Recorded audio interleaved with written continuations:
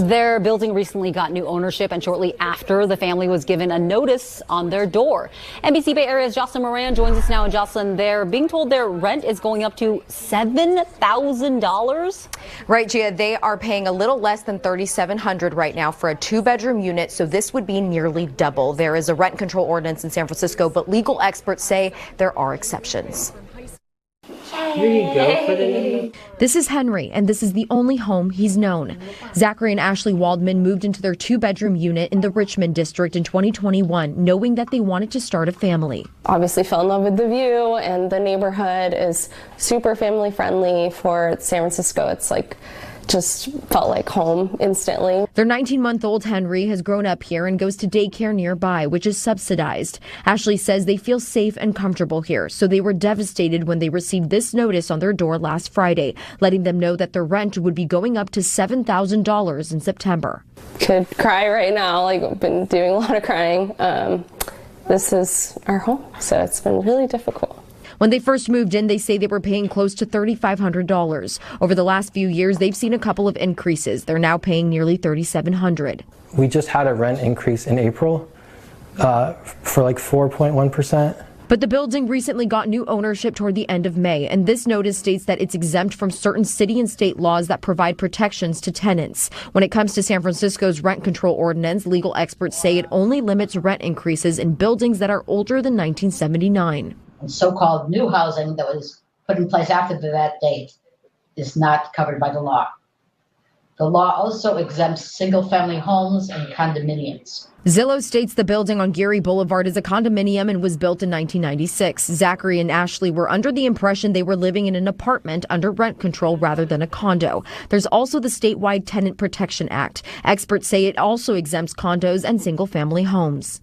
But that exemption only applies if the unit is owned by an individual person rather than by some type of corporate entity. But even then, she says the tenants should have been notified of the exemptions from the very beginning when they first moved in. The San Francisco Standard reports that the building's new owner is East Peak Holdings, LLC. It's registered to Hans Geisler. We tried contacting him today, but did not get a response back. Whereas like the soul and the heart and the spirit of the city, like the families are gone. So it's not how we grew up here, and it's terrible. Now, we did reach out to Mayor Lurie's office about this specific case. His office referred us to the city attorney's office. Their office referred us to the rent board. The rent board recommended Zachary and Ashley seek legal counsel. Hey, yo, what's happening? This most live and direct where we ride for respect. Smash the like, the share, the subscribe, all that old good stuff. You know what to do, man. I forgot my gimbal on the way out the door, man, but I gotta get these 5,000 steps in, y'all, at least, man. Get out and get some of this good old fresh air, man, in this California sunshine. You see it. But the purpose of this video is $7,000 rent in San Francisco. $7,000 rent in San Francisco, man. You seen the young couple. You heard what they had to say about it. And California is becoming a new Manhattan, is becoming a new New York. In a video that I did a couple of days ago, I told y'all about the fitness influencer, Cali Muscle, packing up and moving to Tennessee from California because it's just becoming ridiculous, man. And I think they're trying to price everybody out. And I was telling my partners in LA who they out there paying $3,500 for, 1 and 2 bedroom apartments, 1 bathroom, in bad neighborhoods, not so good neighborhoods. I'm telling them that when these 2026 Olympics come, it's gonna get worse. It's gonna get worse. The elite are trying to price people out of California, man. And a lot of people have already made that move. You see a lot of people moving to Texas, Alabama, Tennessee, Virginia. Well, not Virginia so much, but I did have a partner who moved out there, but it's even bad out there. You think about places like Prince George County. Virginia is pretty expensive, so a lot of people just, and people moving to the Pacific Northwest as well.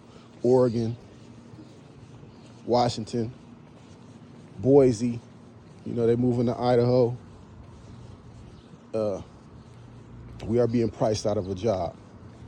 Being priced out of the cities that we grew up in, the state that we lived in is no longer feasible for the vast majority of the population who come to know and love where they grew up at. So, and it's not a bad thing for you to make that move, man. In some instances, you may do way better. I got a slew of people that's out there in North Dakota that's prospering. And those people who moved out there, my family, my friends, and my close loved ones, man, they doing a lot better than they were doing out here. I ain't gonna even lie.